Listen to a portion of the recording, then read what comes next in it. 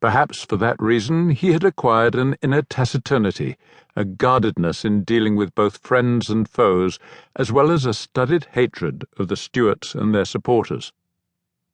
When he returned to Holland, he had met William of Orange.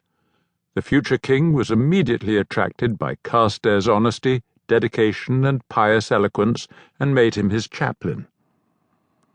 Unlike Andrew Fletcher, he had remained loyal to William after 1688 and proved a rock of support for the government in Edinburgh and in the Kirk. In 1703, he became principal of Edinburgh's University, with his brother-in-law William Dunlop serving as principal of the University of Glasgow. He dominated Scottish education with a colossus-like presence. Thanks to Carstairs, university life in Scotland would from that time on be resolutely Whig.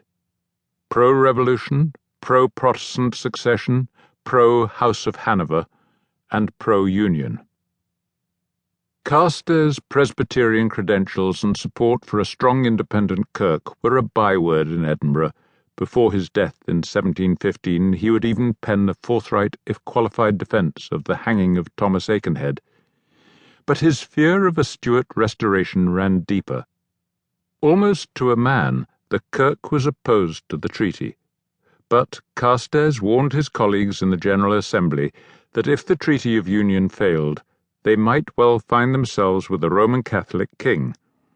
They faced a trade-off. If they insisted on getting everything they wanted, they could end up losing it all. But if they could accept an Episcopalian king and the merger with England, they would win concessions on the final draft and preserve the Kirk's control over its doctrine and discipline. His arguments worked, and the General Assembly agreed to the treaty. It was a monumental act of statesmanship on Carstairs' part, and done in defiance of critics of union without recourse to a single bribe. It also deprived treaty opponents of their most potent resource, the religious card. Years later, someone would find an unsigned letter addressed to Carstairs preserved in his private papers. It read simply, "The Union could never have had the consent of the Scottish Parliament if you had not acted the worthy part you did." Now the Earl of Mar, writing to Harley in London, was more confident than ever that the treaty would pass, but he believed that the opposition would still try some foolish, extravagant thing to postpone the final day. That foolish, extravagant thing came on October the 23rd. A mob stormed the house of Patrick Johnson, Lord Provost, or Mayor of Edinburgh, and a treaty commissioner.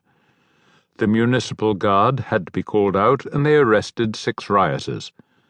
The rest roamed the streets unchecked, smashing windows and threatening passers-by. By 9 o'clock they had intimidated any and all law enforcement authorities and marauded at will. Queensberry sent a party of soldiers from Holyrood to the Netherbow port to keep at least one gate out of the city open.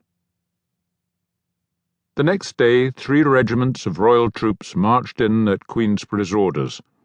Edinburgh was placed under martial law, and the city streets again became clear.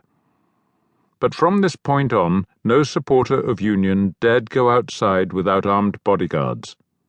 Queensberry himself took the precaution of leaving Parliament House every day in a closed carriage at full gallop, while the crowd flung curses and excrement at the scrambling vehicle. On November the 7th, the unrest spread to Glasgow, whose provost fled to Edinburgh to escape the enraged throng. Anti-union protesters tried to stir many of the same emotions as the National Covenant had done 70 years earlier.